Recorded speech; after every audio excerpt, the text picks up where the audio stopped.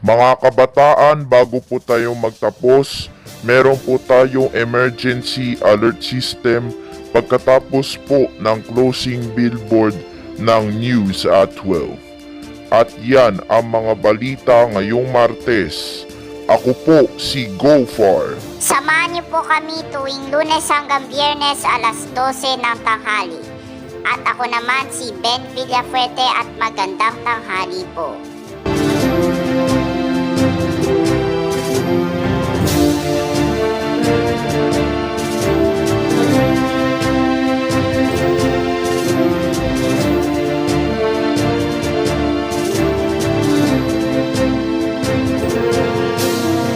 This is the test of the emergency alert system.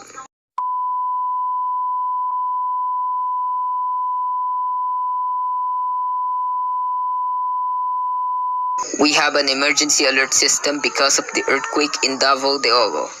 After the emergency alert system, it will start the program until later. Please stand by in a few seconds.